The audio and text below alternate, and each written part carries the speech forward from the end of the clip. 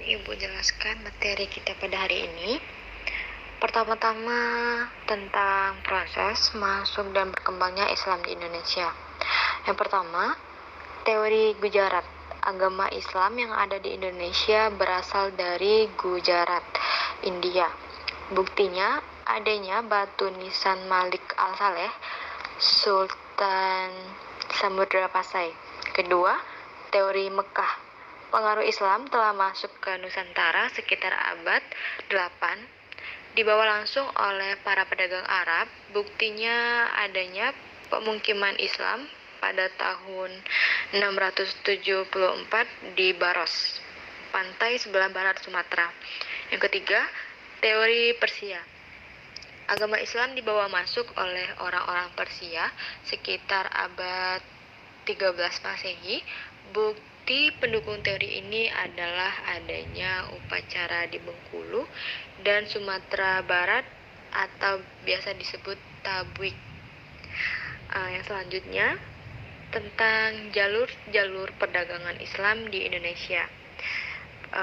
Penyebaran agama Islam di Indonesia ini terdapat pada jalur perdagangan. Para pedagang menjalin kontak dengan para adipati wilayah pesisir dan perlahan-lahan masuk ke lingkaran pusat istana. Yang kedua, jalur perkawinan. Di sini para pedagang menikah dengan perempuan pribumi, putra-putri para bangsawan, adipati, dan bahkan dengan anggota keluarga kerajaan. Jalur ketiga, jalur pendidikan. Para ulama dan mubalik menyebarkan Islam melalui pendidikan dengan mendirikan pondok pesantren di berbagai daerah. Penyebaran keempat, tasawuf. Ajaran ini sudah berkembang dan sangat mudah sekali berkembang dengan pesat, terutama di Jawa, karena ajaran Islam ini melalui tasawuf disesuaikan dengan pola pikir masyarakat yang masih berorientasi agama Hindu. Yang selanjutnya, jalur dakwah. Penyebaran Islam tidak dapat dilepaskan dari peranan para wali. Ada 9 wali yang menyebarkan Islam dengan cara berdakwah yang disebut juga dengan wali songo. Yang terakhir, terdapat buktinya dari penyebaran jalur kesenian.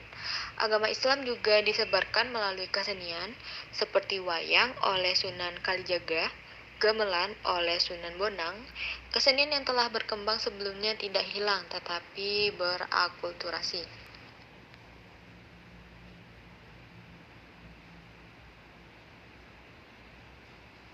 Baiklah, di sini saya perwakilan dari kelompok 1, Bu, ingin menjelaskan mengenai Kerajaan Demak. Kerajaan Demak merupakan kerajaan Islam pertama yang terdapat di Pulau Jawa. Kerajaan ini didirikan oleh Raden Patah tahun 1478. Kerajaan Demak berkembang sebagai pusat perdagangan sekaligus pusat penyebaran agama Islam kala itu.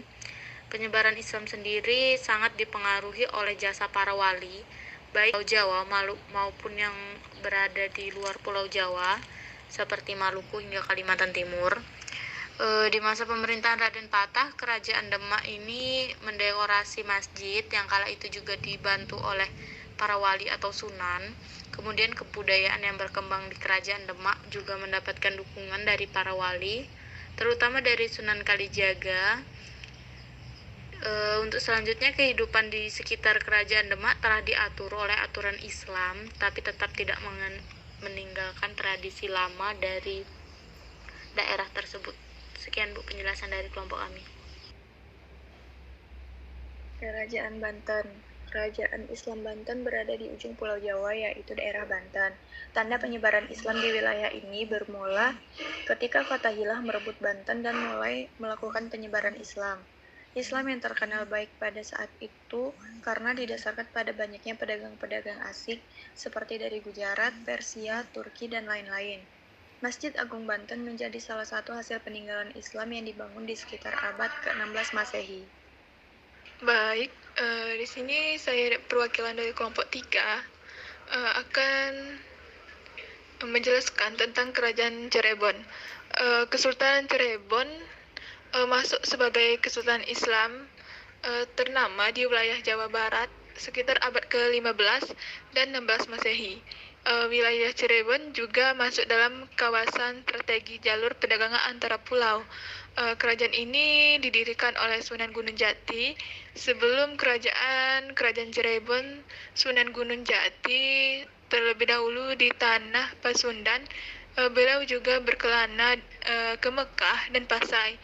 Sunan Gunung Jati juga berhasil menyelamatkan kerajaan Pajajaran yang saat itu masih bercorak Hindu. Sekian, terima kasih. Baiklah, di sini saya mewakili kelompok 4 akan membacakan hasil diskusi kami, yaitu tentang Kerajaan Ternate. Menurut sejarah, Kerajaan Ternate telah berdiri sekitar abad ke-13 Masehi. Kerajaan ini berada di Maluku Utara dan Beri-Beri di Simpalu. Penyebaran Islam di Kerajaan Ternate oleh ulama-ulama dari Jawa, Arab, dan Melayu. Kemudian kerajaan ini pun resmi menerapkan Islam setelah Raja Zainal Abidin belajar tentang Islam dari Sunan Giri pada tahun 1486 Masehi. Sebagai pusat perdagangan rempah-rempah, maka banyak pedagang dari berbagai penjuru dunia yang singgah di wilayah Ternate. Sekian Bu pembacaan materi dari kelompok 4. Kerajaan Tidore. Kerajaan ini terletak di sebagian pulau Halmahera dan sebagian lagi di Pulau Seram. Kerajaan Tidore menerapkan Islam sekitar abad ke-15 Masehi. Cirali Lijitu merupakan Sultan Tidore yang pertama kali menerapkan agama Islam dan memiliki gelar Sultan Jamaluddin. Sultan Jamaluddin menerapkan Islam berkat seorang mubalik bernama Syekh Mansur. Kerajaan ini sendiri terkenal karena ekonomi perdagangan di sektor rempah-rempah.